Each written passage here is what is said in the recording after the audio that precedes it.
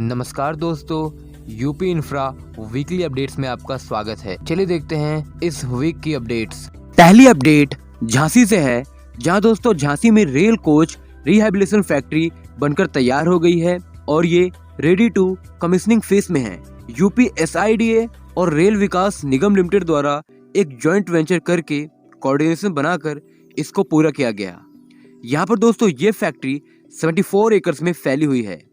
दोस्तों rail coach rehabilitation factory, यहाँ पर रेफोबिशिंग अपग्रेडेशन का काम किया जाएगा। बेसिकली ये यूनिट फोकस करेगी existing rail coaches, component replacement और फैसिलिटी एडिशन। यहाँ पर दोस्तों नई नई टेक्नोलॉजी, सेफ्टी आती रहती है, उस पर काम होता रहता है, तो उन सारी चीजों को इक्विप करने के लिए ये यूनिट काम आएगी। यहाँ पर दोस्तों 2480 करोड़ की राशि से इसका डेवलपमेंट वर्क किया गया है। इससे करीब 1500 से अधिक लोगों को रोजगार मिलेगा। नेक्स्ट अपडेट अयोध्या से है, जहाँ दोस्तों अयोध्या में स्मार्ट सिटी प्रोजेक्ट के तहत 37 करोड़ की कॉस्ट से एक multi level car parking facility setup की गई है। यहाँ पर दोस्तों कार और बाइक्स को पार्क किया जाएगा। दोस्तों आपको बता दूं कि यहाँ पर 300 कारें और कई सारी बाइक्स एक साथ पार्क हो पाएंगी। दोस्तों मल्टी लेवल पार्किंग सिस्टम ये एक मॉडर्न सिस्टम है जो कि वर्ल्ड लेवल पर यूज किया जा रहा है और आज के समय में ये काफी एडवांस्ड हो गया है। ये खासकर मेगा सिटीज के अंदर सेटअप किए जाते हैं जहाँ पर स्पेस की कमी होती है। इससे अर्बन एरियाज में एक फिजिबल डेवलपमेंट होता है जो कि वहाँ पर लिमिटेड स्पेस की समस्या को हल करते हैं। दोस्तों इस प्रोजेक्ट के संबंध में मैं आपको बता दूं तो इसका बजट 37 करोड़ है। अभी हाल ही में दिल्ली के अंदर भी एक multi level car parking facility को ओपन किया गया था और वो फैसिलिटी 15.76 करोड़ में सेटअप की गई थी लोधी रोड पे। ये दोस्तों जो फैसिलिटी थी ये भी काफ़ी बेहतरीन थी। वहाँ पर जो कार पार्किंग का एरिया था वो 86 व्हीकल का था, तो अगर उसके कंपेरिजन में इस फैसिलिटी को देखें तो ये काफ़ी बेहतरीन है, काफ़ी बड़ी कैपेसिटी वाली फैसिलिटी है। फंड के हिसाब से प्रोजेक्ट का एग्जीक्यूशन सही हुआ है, परंतु अगर हम इसकी सेफ्टी और इन सब की बात करें तो अभी कुछ कह नहीं सकते हैं। यहाँ पर अभी और एडवांसमेंट की जरूरत है। नेक्स्ट अपडेट मेरठ से है, जहाँ दोस्तों भारतीय रेलवे पहली गति शक्ति यूनिट अप्रूव कर चुकी है। ये एक नई रेलवे लाइन है जो कि मेरठ से पानीपत तक सेटअप की जाएगी अंडर गति शक्ति मिशन। दोस्तों ये जो रेलवे लाइन है इसकी मांग बहुत ही पुरानी है, करीब 30 सालों से इसकी मांग हो रही थी। अब इस पर सरकार ने अप्रूवल दिया है। दोस्तों गति शक्ति मिशन सरकार का एक नेशनल मास्टर प्लान है। ये देश के अंदर मल्टीपर्पज कनेक्शंस को डेवलप करेगा। यहाँ पर कई सारी कंपनी, स्टेक होल्डर्स, इनके साथ एक कोऑर्डिनेशन बैठा कर काम किया जाएगा। यहाँ पर रेलवे, एयरपोर्ट समेत कई सारी अथॉरिटीज मिलकर काम करेंगी ताकि एक मल्टीपर्पज डेवलपमेंट एक समय में हो सके। यहाँ पर मास्टर प्लान के तहत काम किए जाएंगे ताकि भविष्य में किसी भी अथॉरिटी को दिक्कत ना हो। दोस्तों अक्सर ऐसा होता है कि जब स्टेक होल्डर्स के बीच में कोऑर्डिनेशन नहीं होता है तो यहाँ पर दिक्कतें आती हैं।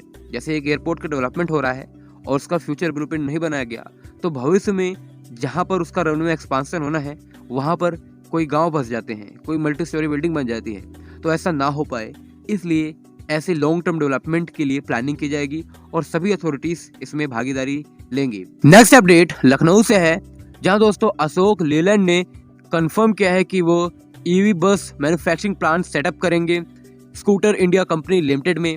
दोस्तों स्कूटर इंडिया कंपनी ये लखनऊ के अंदर सेटअप की गई थी। दोस्तों स्कूटर्स इंडिया ये काफी समय से लॉस में चल रही थी और इसके लिए गवर्नमेंट ऑफ इंडिया ने इसके एक्विजिशन के लिए 2018 में बिड भी निकाले थे, लेकिन यहाँ पर बिड सफल नहीं हो पाया था। 2021 में गवर्नमेंट ऑफ इंडिया ने इस कंपनी को क्लोज कर दिया। देन उत्तर प्रदेश गवर्नमेंट ने इसके लैंड को यूपी SIDA को ट्रांसफर कर दिया और यहाँ पर दोस्तों 2023 में अशोक लेलैंड ने उत्तर प्रदेश गवर्नमेंट और अशोक लेलैंड के बीच MOU साइन हुए और यहाँ पर दोस्तों अब इस कैंपस को ट्रांसफर कर दिया गया है अशोक लेलैंड को और अब यहाँ पर EV बस मैन्युफैक्चर किए जाएंगे। करीब यहाँ पर 1500 करोड़ का इन्वेस्टमेंट अशोक लेलैंड करने जा रही है। नेक्स्ट अपडेट एक गाइडलाइन से है, जहाँ दोस्तों पिछले हफ्ते योगी आदित्यनाथ जी ने पब्लिक प्रेस कॉन्फ्रेंस में ये कहा था कि उत्तर प्रदेश के अंदर जितनी प्रोजेक्ट्स चल रहे हैं उनको टाइम पर पूरा कर दिया जाए। ये उन प्रोजेक्ट्स की बात थी जिसके लिए बिड निकाले गए थे और बाद में उनको अवार्ड किया गया था। इन्होंने कहा था कि स्टेट के अंदर जब प्रोजेक्ट्स डिले होते हैं तो उससे उस प्रोजेक्ट की कॉस्ट भी बढ़ती है। यहाँ पर हम तेजी से प्रोजेक्ट को सेटअप करने की बात कर रहे हैं तो इसका मतलब ये नहीं है कि हम क्वालिटी से कॉम्प्रोमाइज़ कर रहे हैं। उन्होंने कहा था कि सभी प्रोजेक्ट्स के लिए एक तय समय दिया गया है। अगर यहाँ पर किसी प्रकार का डिले आता है तो उन्हें जुर्माना देना होगा और अगर कंपनीज सही से काम नहीं करती है तो उनको ब्लैकलिस्ट भी किया जा सकता है और उत्तर प्रदेश के अंदर होने वाले भविष्य में जितने भी टेंडर्स इनवाइट किए जाएंगे उसमें वो भागीदारी नहीं ले पाएंगे।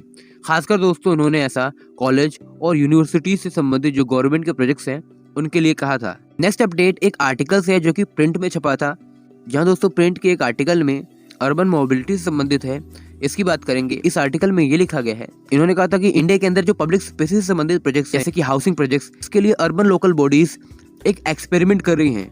वो एक्सपेरिमेंट है पीपीपी मॉडल, जहां दोस्तों पब्लिक प्राइवेट पार्टनरशिप के तहत प्रोजेक्ट सेटअप हो रहे हैं। 2016 के बाद ज्यादातर प्रोजेक्ट्स इसी मॉडल का यूज कर रहे हैं। इससे दोस्तों जो अर्बन एरियाज है उसमें काफी सुधार हुआ है, लेकिन दोस्तों ये सिर्फ मेट्रो सिटीज तक ही सीमित है। इन्होंने इंडियन इंफ्रास्ट्रक्चर रिपोर्ट 2023 की बात की है, जहां पर यह बताया गया था केवल 10% ही अर्बन एरियाज में चल रहे हैं।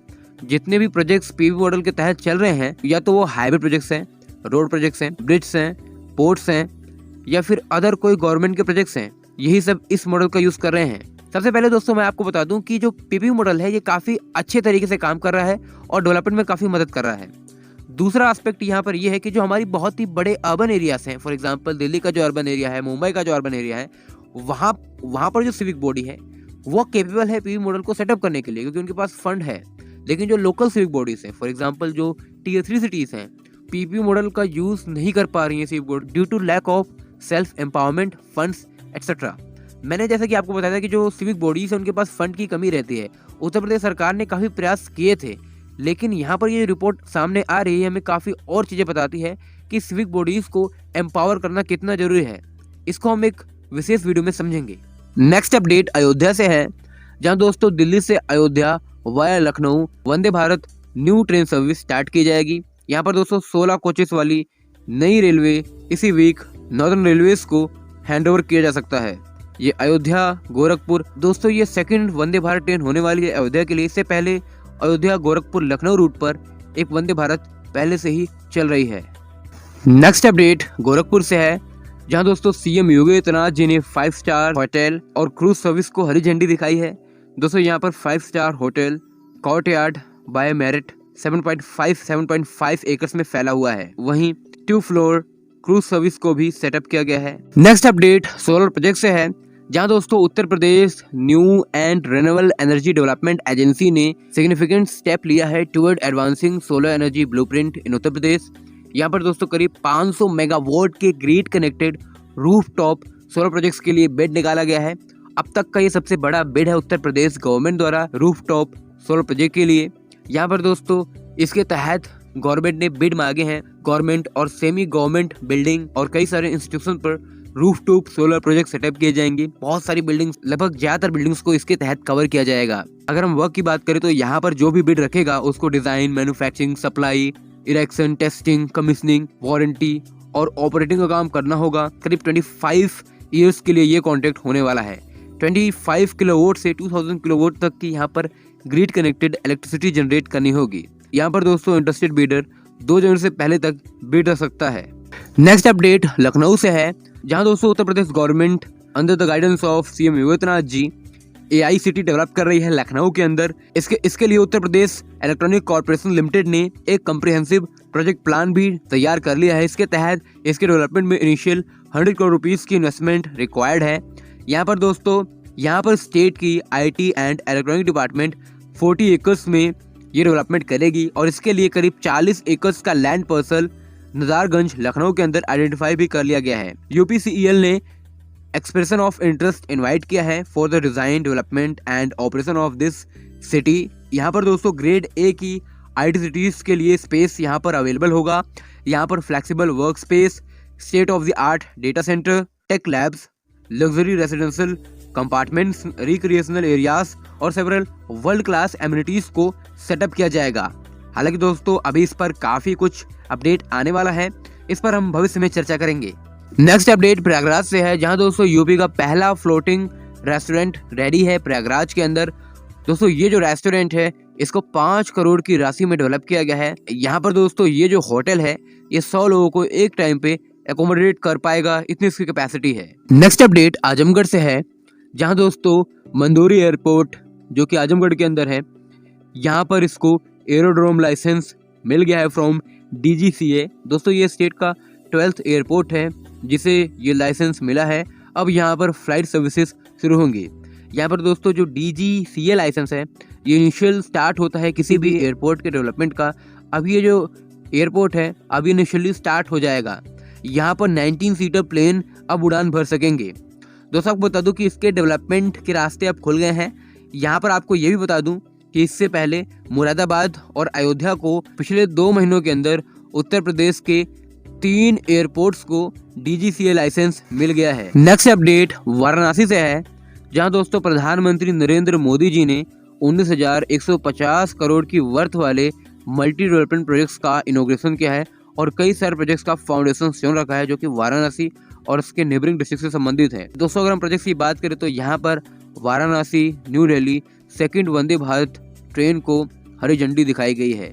अब दोस्तों ये जो हरी झंडी दिखाई गई है, यहाँ पर एक और चीज़ मैं आपको बता दूं कि जब पहली बार वाराणसी और दिल्ली के बीच वंदे भारत ट्रेन को हरी झंडी दिखाई गई थी तो कहा गया था कि यहाँ पर जो उत्तर प्रदेश से कौन यहाँ से ट्रैवल करेगा वाराणसी तक को, यहाँ पर फंड की कमी होगी, ये जो वंदे भारत है ये फेल हो जाएगी। दोस्तों ये उन लोगों के मुंह पर तमाचा है। यहाँ पर 2nd वंदे भारत ट्रेन की लॉन्चिंग हो गई है और उन लोगों को इस फैसले ने गलत साबित कर दिया है। हालांकि ये कोई बहुत बड़ी बात नहीं है, ऐसे बहुत सारे प्रोजेक्ट्स पर लोग ऐसा कहते हैं और वो गलत हो जाते हैं। इसके अलावा न्यू पंडित दीनदयाल नगर से न्यू भावपुर सेक्शन तक डेडिकेटेड फ्रेट कॉरिडोर, इसका भी इनॉग्रेशन किया गया है। इसके अलावा दोहरी घाट मऊ, यहाँ पर MEMU ट्रेन को शुरू कर दिया गया है। इसके अलावा शिवपुर फुलवरिया लहरतारा रोड, इसका इनॉग्रेशन किया गया है। 2 ROB ब्रिजेस का भी इनॉग्रेशन किया गया है। करीब 370 करोड़ रुपीस में इसका डेवलपमेंट वर्क हुआ है। दोस्तों ये 2-3 हफ्ते पहले बनकर तैयार हो गया था, इसका इनॉग्रेशन अब हुआ है। इसके अलावा 20 रोड प्रोजेक्ट्स को स्ट्रेंथन किया गया था, इनका भी इनॉग्रेशन किया गया है। इसके अलावा कई सारे छोटे बड़े प्रोजेक्ट्स हैं जिनका इनॉग्रेशन वर्क किया गया है। वहीं 800 मेगावाट का सोलर पार्क चित्रकूट के अंदर इसके काम का फाउंडेशन स्टोन रखा गया है। Petroleum oil terminal foundation stone रखा है मिर्जापुर के अंदर 1,500 करोड़ रुपीस में।